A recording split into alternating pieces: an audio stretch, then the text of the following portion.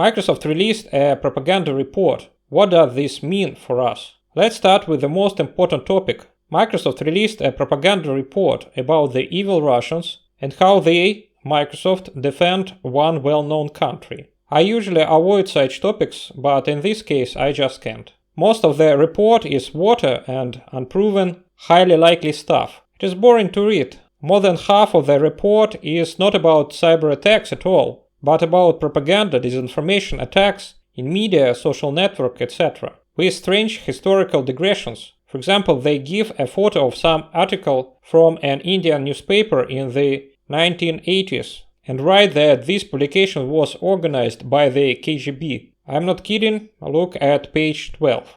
On the other hand, the most important things in this report is not what is written but who released it. It's not mainstream media, it's not a government agency like the NSA or CIA. It's Microsoft, a global IT vendor that should, in theory, be more or less neutral. And now they are releasing such reports. If you still believe Microsoft is a non-government commercial company, look through this report. This position is the most official. The foreword was written by the current president of Microsoft. From a technical point of view, it is interesting that the state IT infrastructure was transferred to the cloud, and Microsoft technologies, probably Defender for Endpoint, were used to protect it. Almost all technical information is on the 9th page of the report. They write about two important security options. The first is that Microsoft made a free vulnerability management for them. Quote, "The first has been the use of technology acquired from RiskIQ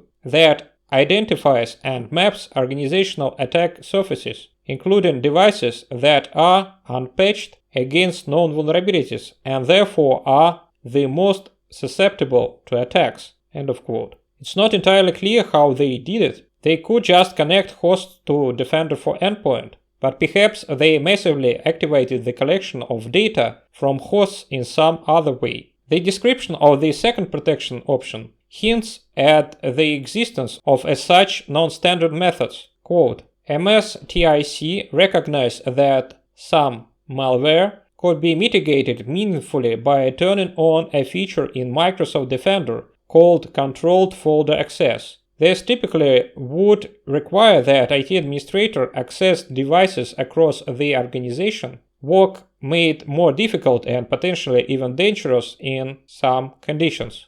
Some government therefore authorized Microsoft through special legal measures to act proactively and remotely to turn on this feature across devices throughout the government and across the country." End of quote. And here it is not so important that Microsoft set up controlled folder access. It is important how they did it. It turns out that MS can massively remotely tweak security options if the government of a certain country has allowed them to do so. So, wow. And what else can they do? On which hosts and under what conditions? The main concern, of course, is that Microsoft products, including cloud-based security services, are still widely used in Russian organizations. And not only in Russia, but also in other countries that have some disagreements with US policy. Such publications confirm that Microsoft is a highly biased and unstable IT vendor, and something needs to be done about it quickly. And it would be fair to say, weren't you, Alexander, promoting Microsoft security services? And now you have turned against them? And it's easy to point to some posts from my blog. Microsoft Security Solutions against ransomware and APT.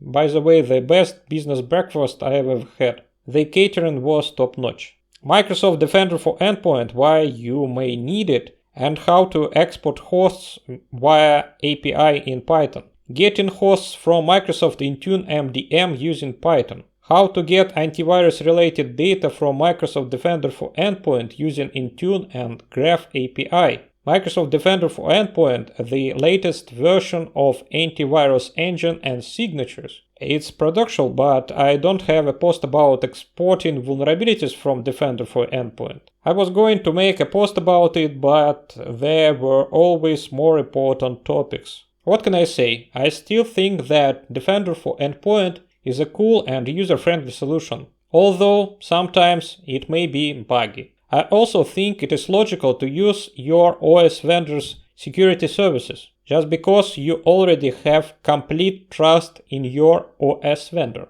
right? And other OS vendors should provide security services as Microsoft does. But the question is what to do if it has become very difficult to trust your OS vendor, to put it mildly. Not to say that I didn't write about such risks at all. It will be a difficult decision to store this critical data in Microsoft Cloud, even with Microsoft's guarantees that all the data is stored securely and they touch it with AI only. But of course, that wasn't enough, and 5 years ago, things looks very different.